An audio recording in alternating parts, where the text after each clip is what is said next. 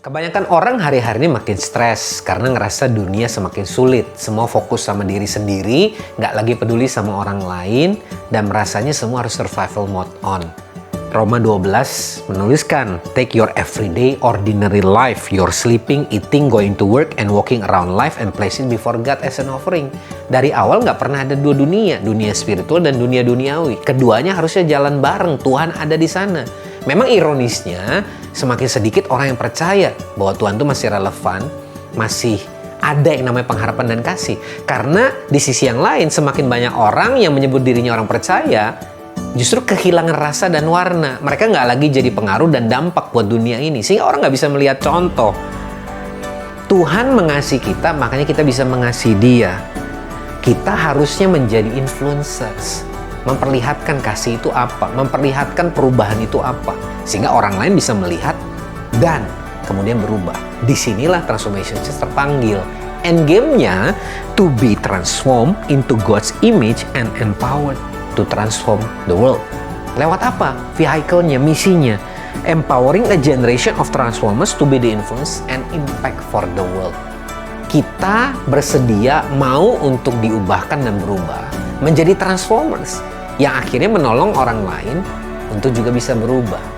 Disitulah dunia akhirnya akan melihat bahwa ada pengharapan dan Tuhan itu masih relevan lewat kesaksian hidup kita, lewat generasi transformer ini. Then the world will become a better place seperti yang Tuhan rindukan. So join us, join the movement, and be part of a generation of transformers in Transformation Church.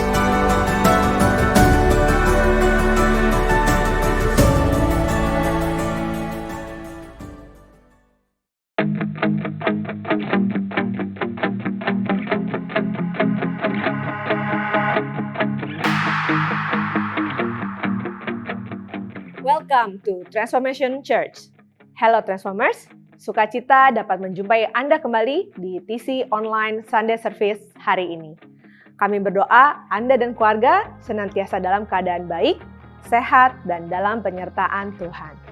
Kami masih akan terus belajar bersama dalam tema Transformational Worship di bulan Agustus ini. Mari kita tetap antusias untuk hidup sesuai firman Tuhan, sehingga kita semua terus Tuhan ubahkan menjadi berkat dan inspirasi bagi keluarga dan orang-orang di sekitar kita. Dan sekarang, mari kita siapkan hati untuk menaikkan pujian dan penyembahan kita kepada Tuhan serta menerima kebenaran firman Tuhan. Shalom Transformers, apa kabarnya? Semoga kita semua dalam keadaan yang luar biasa. Dan hari ini, mari kita rayakan kebaikan Tuhan, kita agungkan namanya, kita angkat tangan kita dan kita sembah Tuhan kita, Tuhan yang besar. Come on!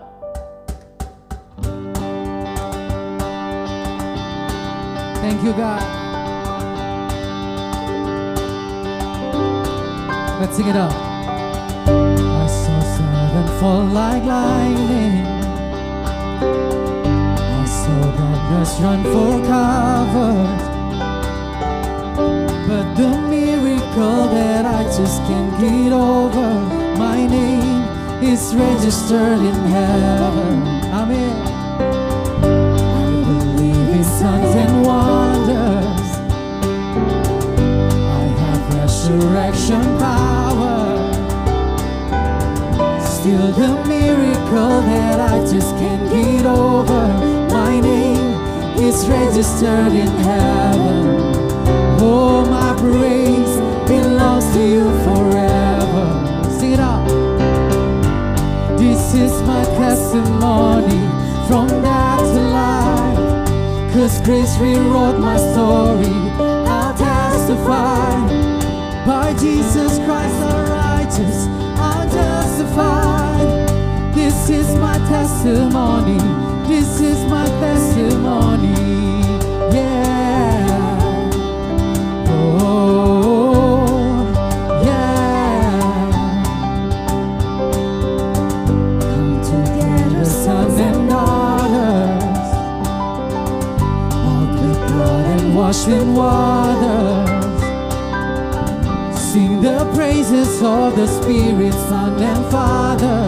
Our God will finish what He started. Yes, our God will finish what He started. Come on, sit down. This is my testimony from death to life. 'Cause grace rewrote my story. I'll testify. My Jesus Christ the righteous, I'm justified. This is my testimony. This is my testimony. Yeah. Oh, yeah. Come on. If I'm not dead, you're not done. Yes, Lord. Declare it. Still to come. Oh, I believe. If I'm not dead, you're not done. Greater things are still to come. Let's sit down. If I'm not dead, if I'm not dead, you're not done. You're not done. Greater things are still to come. Oh, I believe. If I'm not dead, you're not done. Greater things are still to come. Oh, I believe. This is my testimony from death to life. 'Cause grace rewrote my story. I'll testify. By Jesus Christ the righteous, I'm justified. This is my testimony. Come on. This is my testimony from death to life. 'Cause grace rewrote my story. I'll testify. Christ Jesus Christ the righteous, I'm justified. This is my testimony. This is my testimony. Yeah. Oh, yeah. Oh, I give you praise. I give you honor, Jesus. Thank you, God. Terima kasih buat kebaikan-Mu, Tuhan. Kami nyatakan kebaikan-Mu, Tuhan, hari ini. Kami katakan, Tuhan, bahwa Engkau Tuhan yang teramat baik dalam kehidupan kami. Tuhan yang tidak pernah berubah dalam kehidupan kami. Kau selalu baik dan Kau teramat baik. Dan kami mau nyatakan, Tuhan, lewat pujian kami, lewat penyembahan kami, Tuhan, hari ini, dimanapun kami berada hari ini, Tuhan, apapun kondisi kami saat ini, Tuhan, kami mau angkat tangan kami, kami mau angkat hati dan suara kami, memuji Engkau, Tuhan yang besar, Tuhan yang ajaib. Thank you, God. We worship you, God. Hallelujah.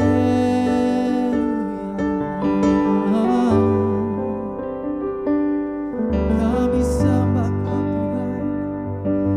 Kami tinggikan Engkau, Tuhan.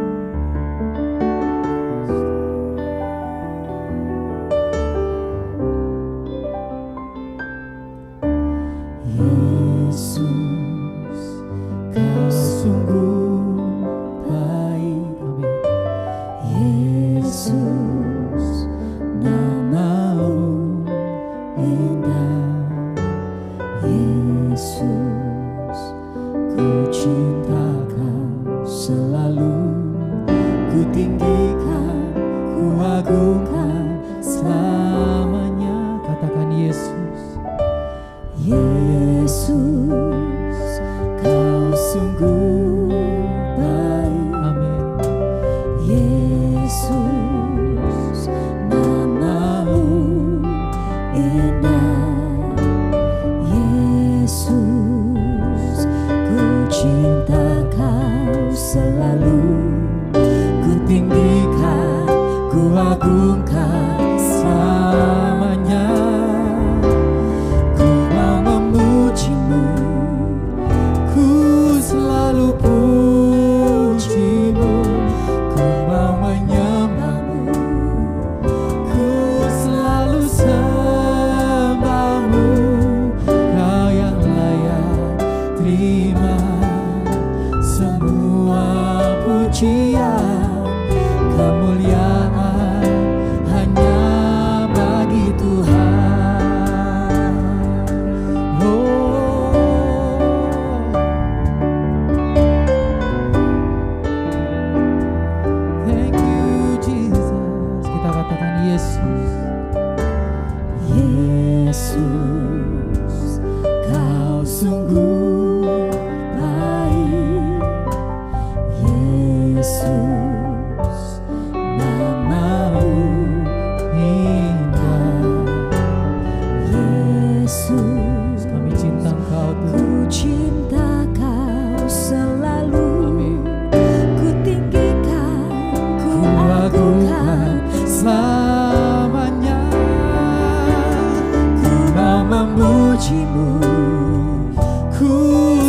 selalu pujimu, ku mau menyembahmu, ku selalu sembahmu. Kau yang layak terima semua pujian, kemuliaan. Katakan dengan segenap hati kita, ku mau memujimu Tuhan, ku mau memujimu, ku selalu pujimu, ku mau menyembahmu, ku selalu sembahmu. Kau yang layak terima semua pujian, kemuliaan hanya bagi Tuhan. Semua kemuliaan dan keagungan tertuju padamu, Tuhan dan Rajaku. Senam jiwa dan nafasku menyembah Yesus, Dia hidup. Semua kemuliaan, semua kemuliaan dan keagungan tertuju padamu, Tuhan dan Rajaku. Senam jiwa dan nafasku menyembah Yesus, Dia hidup.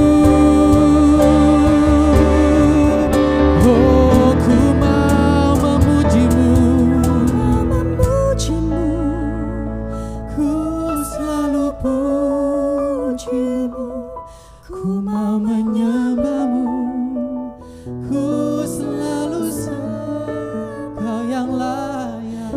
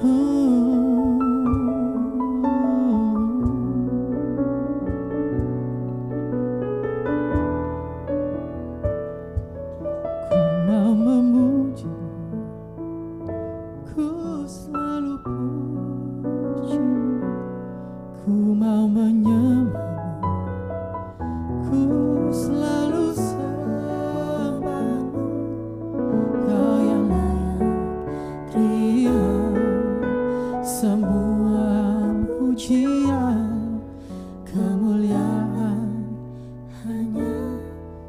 Katakan sekali lagi dalam setiap hati kita. Ku mau memuji, ku selalu pujimu, ku mau menyembahmu, ku selalu sembahmu. Kau yang layak terima semua pujian, kemuliaan hanya bagi Tuhan. Kau yang layak terima semua pujian, kemuliaan hanya bagi Tuhan.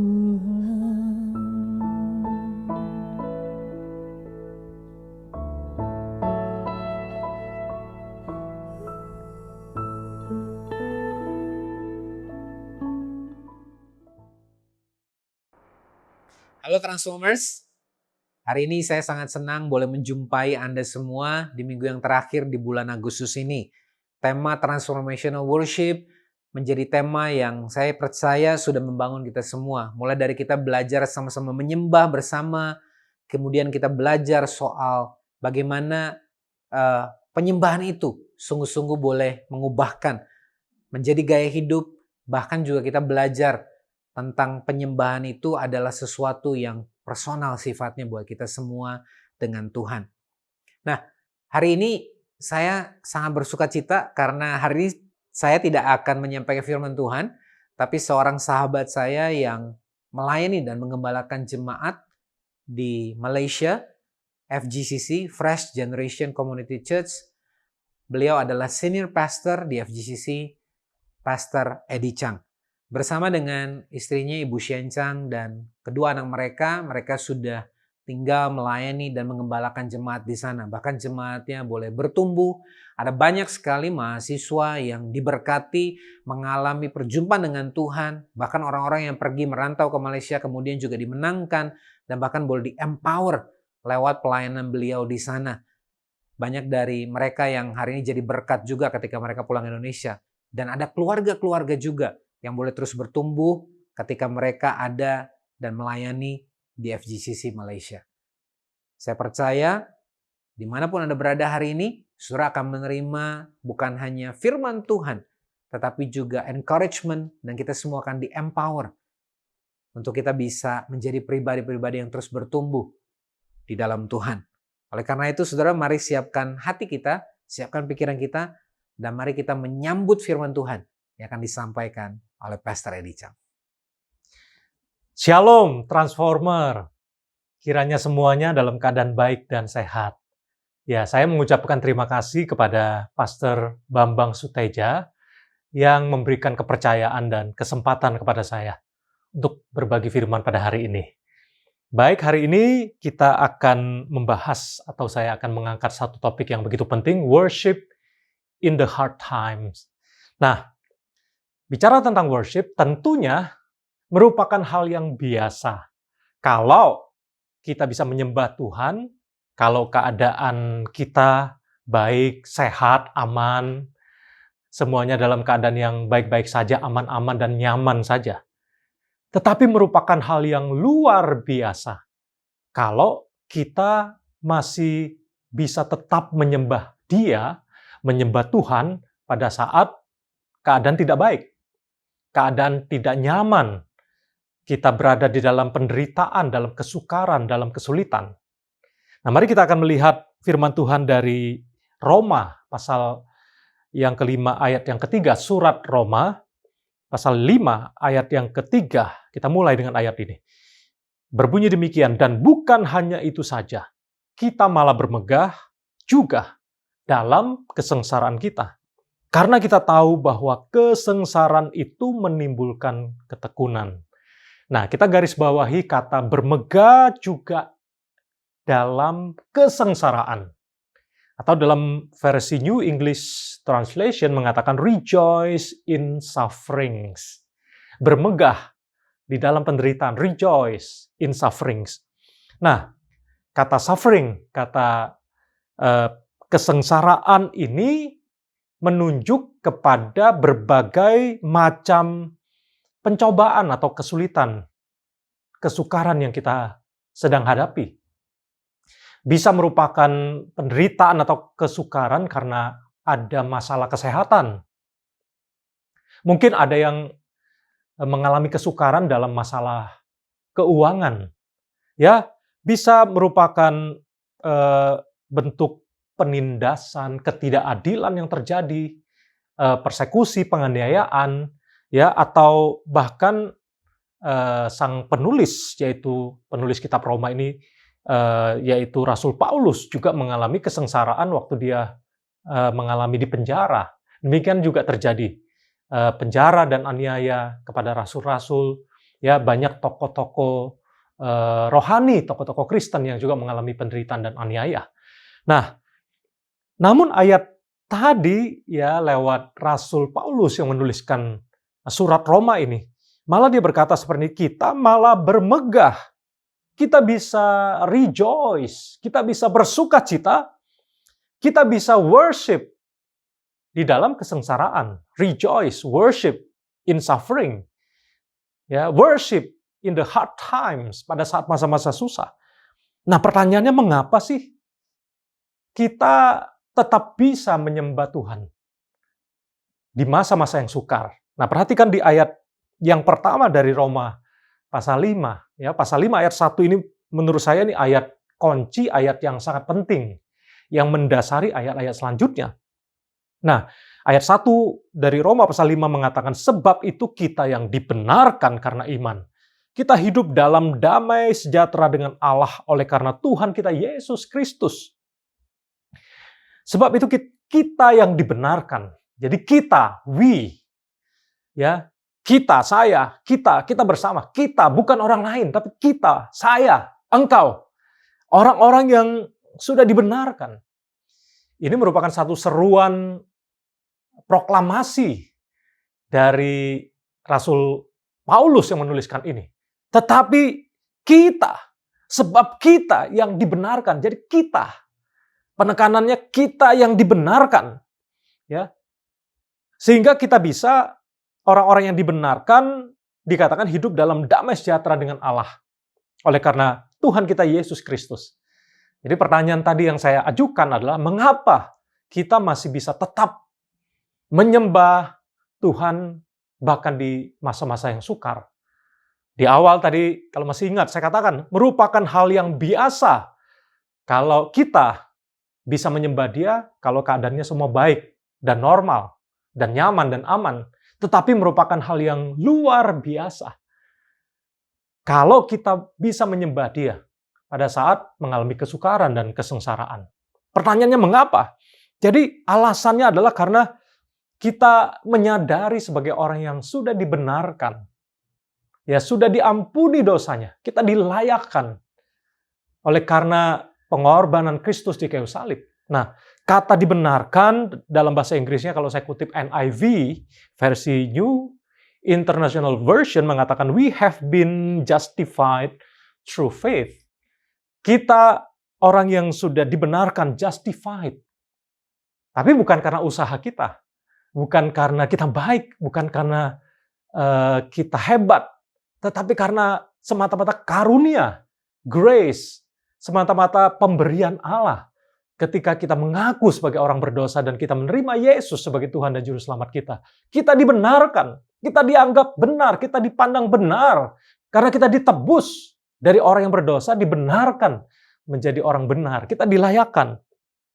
Nah, kalau kita perhatikan, ya, di Alkitab cetak yang kita punya, ya, yaitu terbitan LAI, Lembaga Alkitab Indonesia, menarik sekali judul perikop dari Roma pasal 5 ini adalah hasil pembenaran.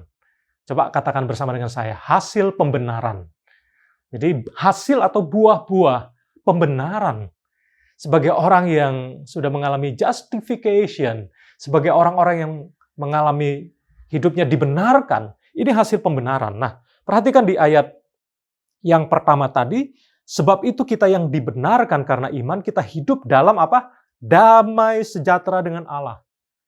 Jadi ternyata orang yang dibenarkan, buah pembenaran itu adalah peace. Hidup dalam damai sejahtera. Lawan dari peace, lawan dari damai sejahtera ini, ya ini dalam konteks dikatakan kita hidup dalam damai sejahtera dengan Allah. Berarti kita tidak lagi musuhan dengan Allah.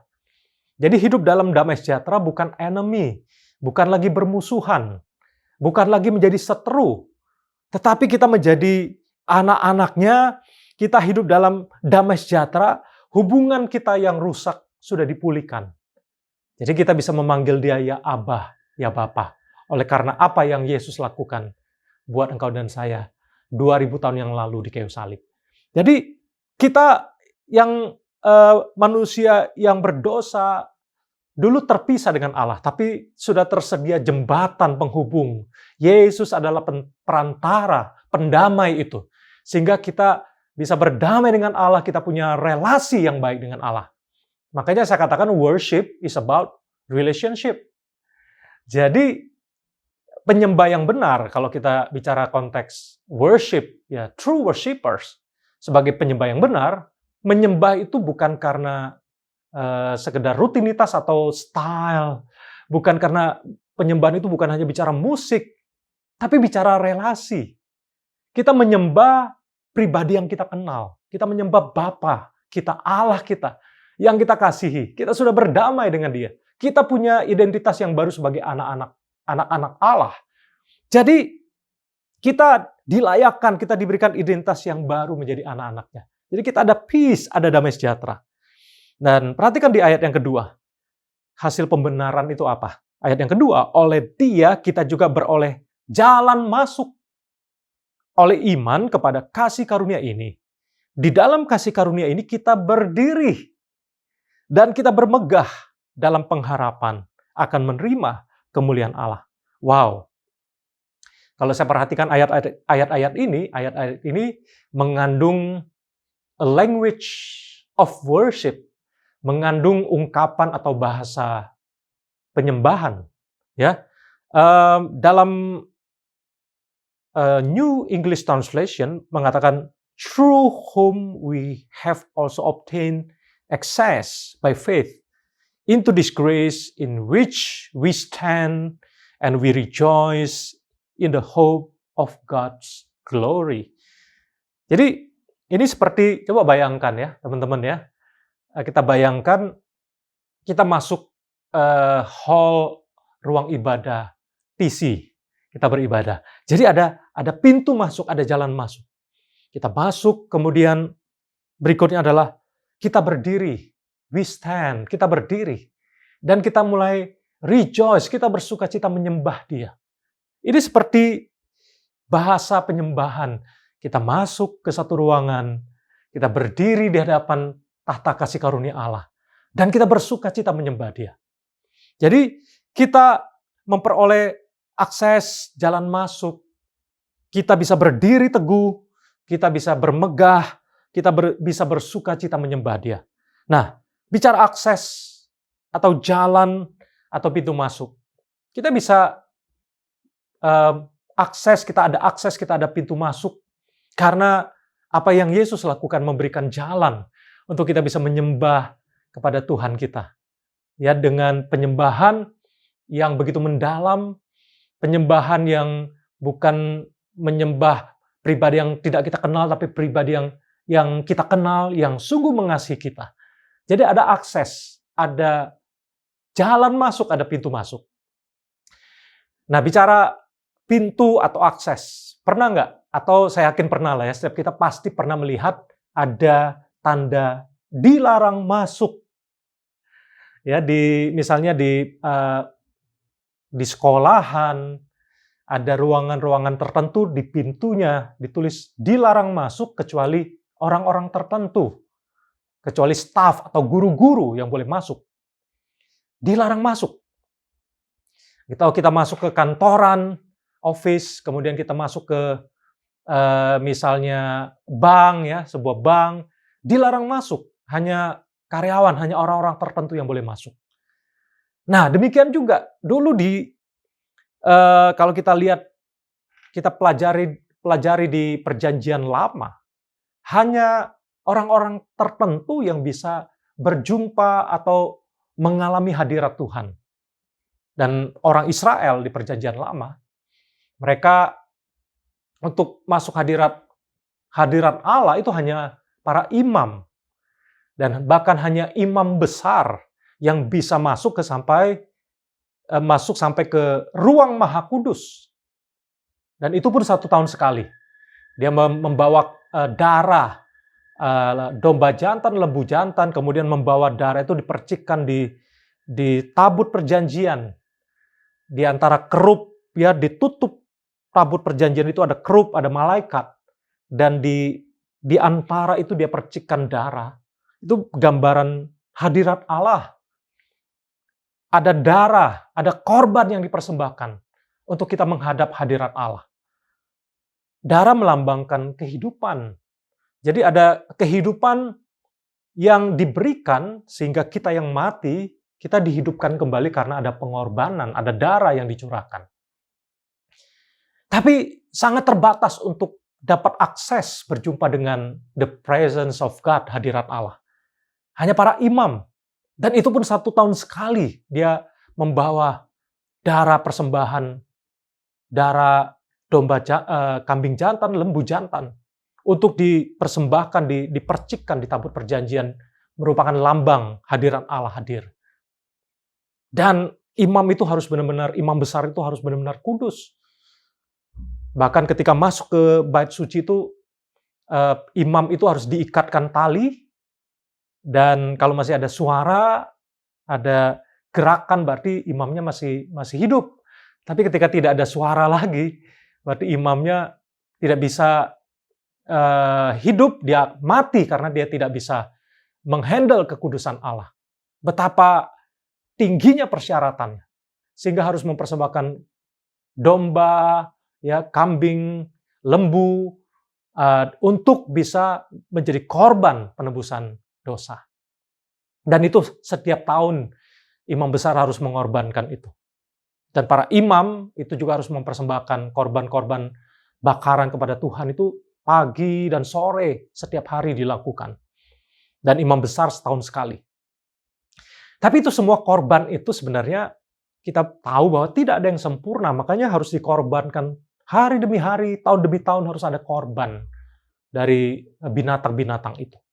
Dan itu semua menunjukkan ketidaksempurnaan korban binatang.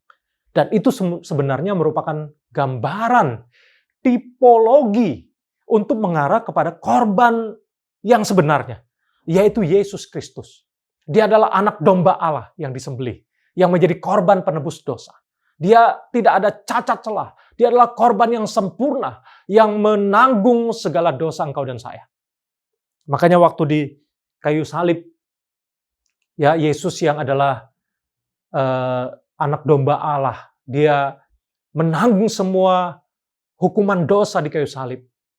Dan pada saat dia mau menghembuskan nafas yang terakhir, dia berkata, "It is finished." Tetelestai dalam bahasa Yunaninya. It is finished, sudah selesai. Fully paid artinya. Maksudnya sudah selesainya apa? Dosa-dosa yang dilakukan umat manusia ditanggung sepenuhnya oleh korban yang sempurna, yaitu Yesus di kayu salib. Dan Yesus mati cukup 1 kali. Tapi dampaknya itu kekal adanya. Menghapus dosa kita yang lalu, yang sekarang, dan yang ke depan juga. Asal dosa-dosa itu kita akui di hadapan Tuhan dan kita mau bertobat. Yesus mati di kayu salib, korbannya 1 kali, tapi dampaknya selama-lamanya, haleluya. Dampaknya kekal untuk seluruh dosa umat manusia. Untuk seluruh dosa kita dulu, sekarang, dan yang ke depan. Setiap dosa yang kita akui, kita sadari, dan kita mohon ampun di hadapan Tuhan. Dan Yesus mengorbankan dirinya 1 kali, tapi dampaknya kekal. Kita bersyukur untuk Yesus. Dan Yesus adalah password untuk kita mengalami hadirat Allah. Tidak lagi seperti para imam besar yang harus memercikkan darah setahun sekali untuk mereka dilayakkan berjumpa dengan presence of God. Makanya ketika Yesus mati di kayu salib, ada satu kejadian, yaitu tabir bait suci terbelah dua, dari atas sampai bawah. Tabir yang memisahkan ruang kudus dengan maha kudus itu terbelah. Artinya sekarang bukan hanya imam besar yang bisa masuk, ada akses untuk masuk hadirat Allah. Tapi engkau dan saya, sebagai orang percaya, karena passwordnya adalah darah Yesus yang menanggung setiap dosa kita. It is finished, sudah selesai, dia sudah bayar dengan lunas. Sehingga setiap kita, any place, any situation, anytime, 24/7, 24 jam sehari, dalam 7 hari seminggu, kita bisa menghadap hadirat Allah. Bukan setahun sekali, bukan hanya seminggu sekali di gereja, tapi dimanapun kita bisa menghampiri tahta kasih karunia Allah. Ada akses yang terbuka, ada pintu yang terbuka, karena apa yang Yesus lakukan sehingga kita bisa ada akses untuk menghampiri yang namanya hadirat Tuhan. Menghampiri tahta kasih karunia Allah. Puji Tuhan untuk itu. Wow. Dan di Ibrani pasal 10 ayat 1 dituliskan seperti ini. Di dalam hukum Taurat hanya terdapat bayangan saja dari keselamatan yang akan datang. Dan bukan hakikat dari keselamatan itu sendiri. Karena itu dengan korban yang sama, yang setiap tahun terus-menerus dipersembahkan. Hukum Taurat tidak mungkin menyempurnakan mereka yang datang mengambil bagian di dalamnya. Ya. Jadi dikatakan hukum Taurat itu persembahan yang tadi yang kita singgung, ya, korban-korban binatang itu hanya bayangan, tipologi dari keselamatan yang sesungguhnya, yang dinyatakan, yang digenapi sebagai antitipe, antitype, yaitu digenapi di dalam Kristus Yesus. Oleh sebab itu, kita bersyukur bahwa karya Yesus di kayu salib merupakan the greatest gift, the greatest proof, bukti yang terbesar, pemberian yang terbesar buat engkau dan saya. Jadi makanya Rasul Paulus katakan bahkan di dalam kesengsaraan kita masih bisa bermegah, bersukacita. Karena apa yang Yesus lakukan. Jadi saya katakan seperti ini bahwa karya Yesus di kayu salib merupakan bukti yang terbesar. Jadi Tuhan tidak bisa lagi memberikan bukti yang lebih besar daripada bukti karya Yesus di kayu salib. Itu adalah puncaknya, itu adalah klimaksnya. Itu yang ultimate, yang paling top. Ya. Tapi Tuhan tentu masih bisa memberikan additional proof. Berkat-berkat, pertolongan, kesembuhan, dia bisa berikan.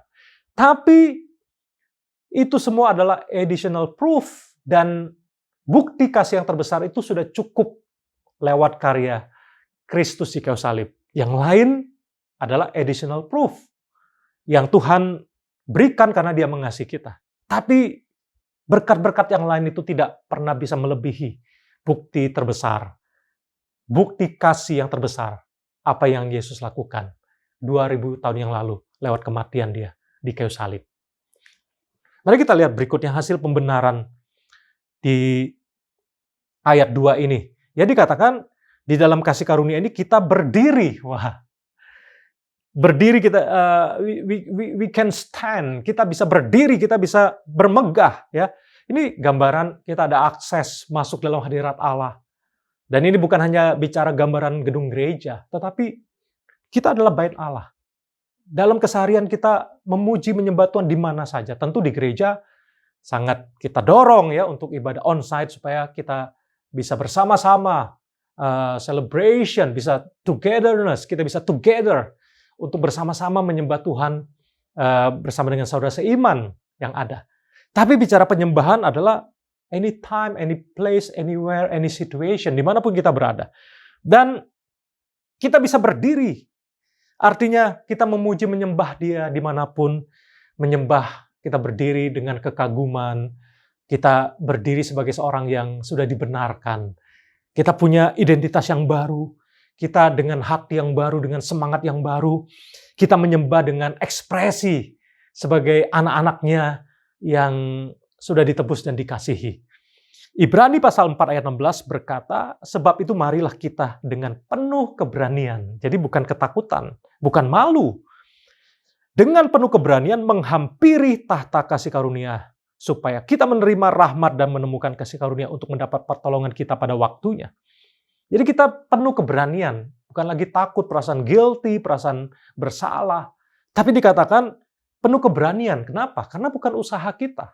Tapi kita dibenarkan, dilayakan. Kita dikasihi. Kita ditebus oleh darah Kristus. Dan sekarang kita adalah anak-anaknya.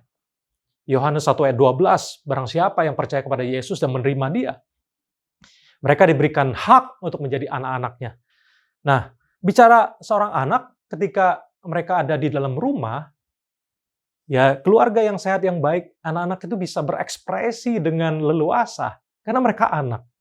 Nah, anak-anak saya punya 2 anak, ya mereka di rumah bebas. Kalau lapar, mereka tinggal buka kulkas, mereka bisa minum atau makan makanan yang ada, karena mereka bebas berekspresi, mereka bisa lompat-lompat, mereka bisa nyanyi, mereka bisa teriak, mereka bisa bermain, karena mereka sebagai anak. Mereka tahu bahwa mereka punya seorang ayah, seorang ibu yang sangat mengasihi mereka. Jadi ini gambaran, tidak ada lagi perasaan tertuduh, nggak layak, karena tidak ada penghukuman di dalam Kristus. Roma pasal 8 ayat 1, demikianlah sekarang tidak ada penghukuman bagi mereka yang ada di dalam Kristus Yesus.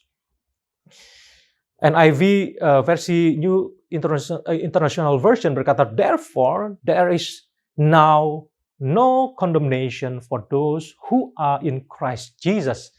There is no condemnation, tidak ada penghakiman, tidak lagi ada tuduhan bagi orang-orang yang ada di dalam Kristus Yesus. Engkau dan saya adalah ciptaan yang baru, yang lama sudah berlalu, sesungguhnya yang baru sudah datang.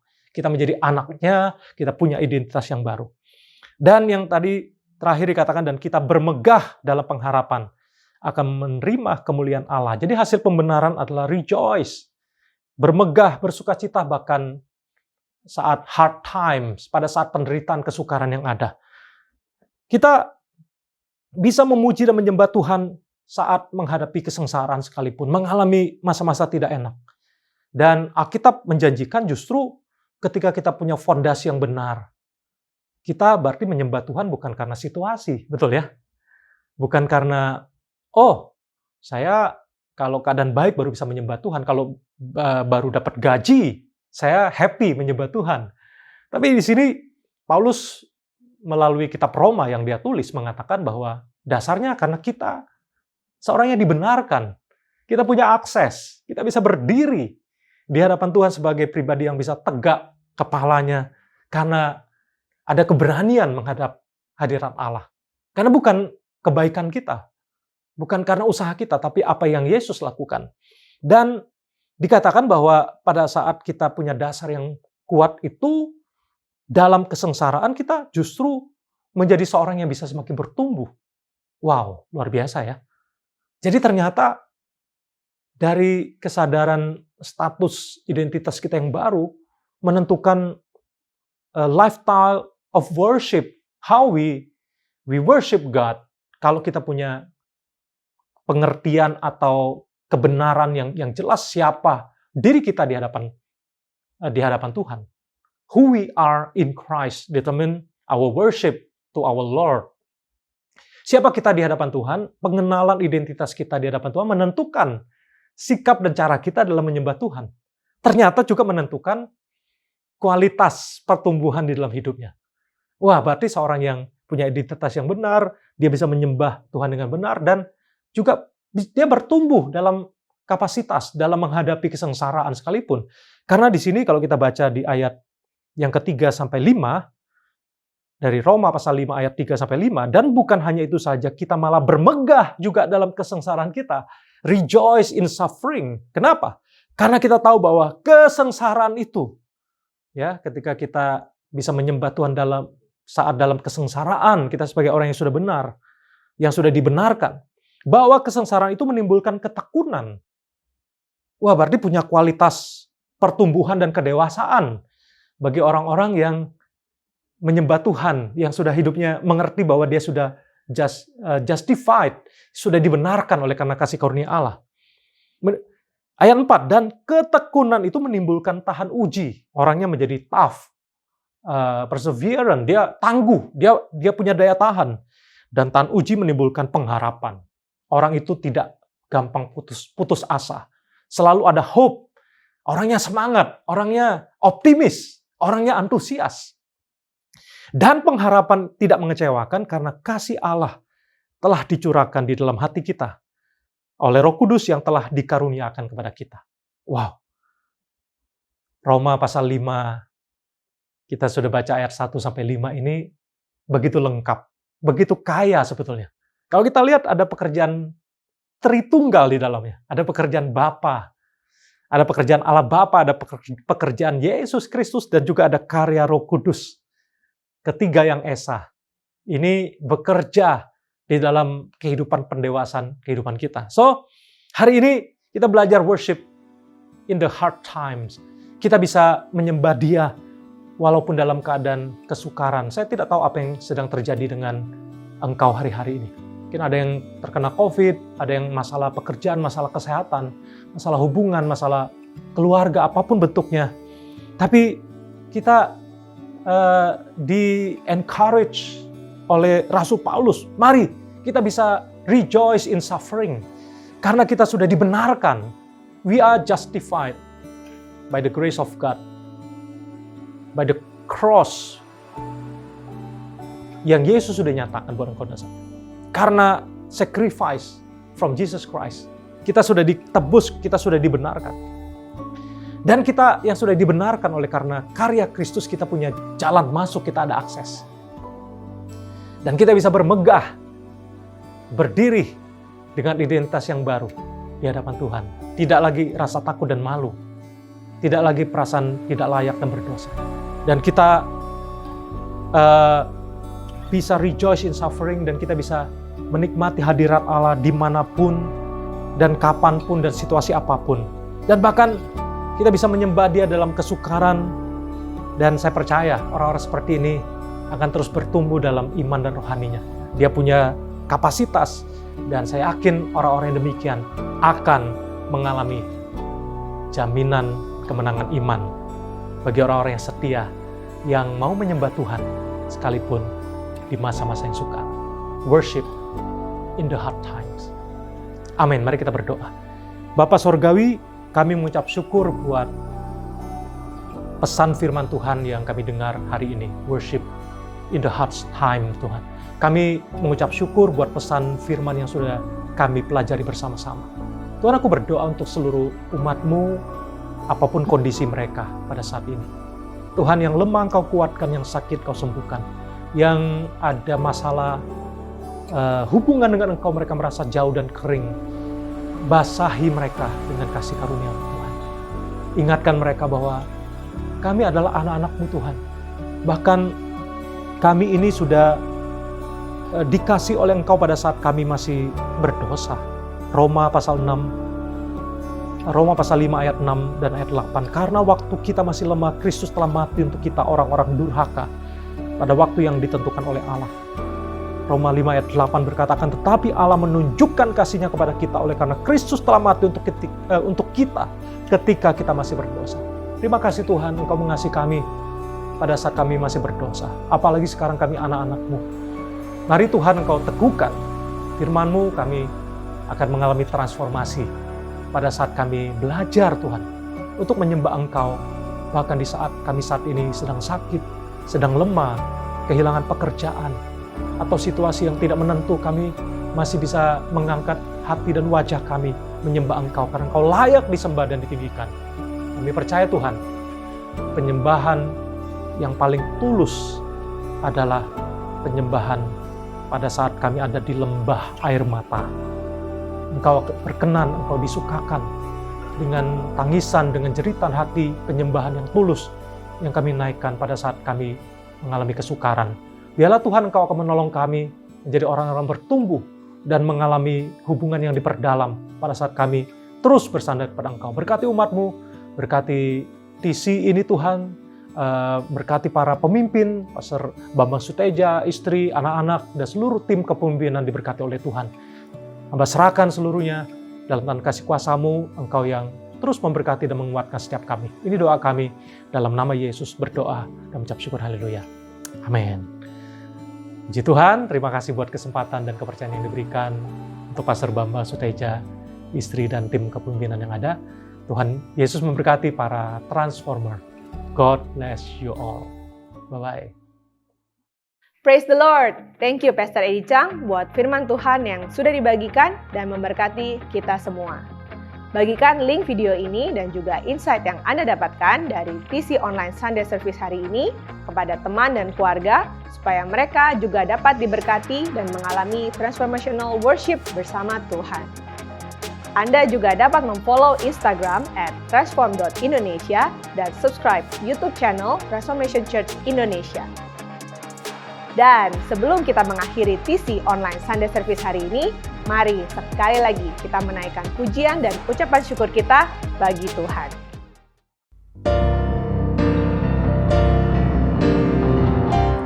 Unto the Lord, all the praises I sing, all the glory I give, for as long as I live. Unto the Lord, all the praises I sing, all the glory I give, forevermore. Unto the Lord, unto the Lord, all the praises I sing, for the glory I give, for as long as I live. Unto the Lord, all the praises I sing, all the glory I give, forevermore.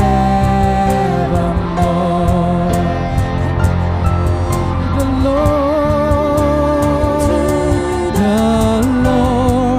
all the praises I sing, all the glory I give, for as long as I live. Unto the Lord, all the praises I sing, all the glory I give, forevermore.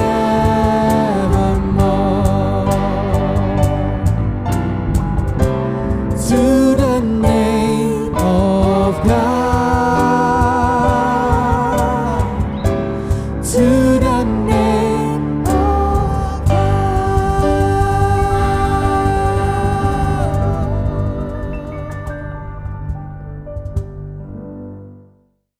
Puji Tuhan, hari ini kita sudah diberkati dan saya percaya kita semua boleh diinspirasi dan dikuatkan lewat apa yang sudah dibagikan oleh Pastor Eddie Chang sesuai dengan tema kita di bulan ini, Transformational Worship. Doa kami tentunya ini bukan hanya menguatkan kita saat ini, tapi boleh menjadi sebuah guideline yang kemudian kita praktekkan dalam kehidupan kita sehari-hari ke depan. Mari, Bapak Ibu Saudara yang dikasih Tuhan, arahkan hatimu kepada Tuhan, dan terimalah berkat yang terbaik dari Bapa Surgawi, cinta kasih dari Yesus Kristus, dan persekutuan dari Roh Kudus yang akan terus menguatkan, menyertai, dan memampukan kita semua untuk mengenapi setiap rencananya.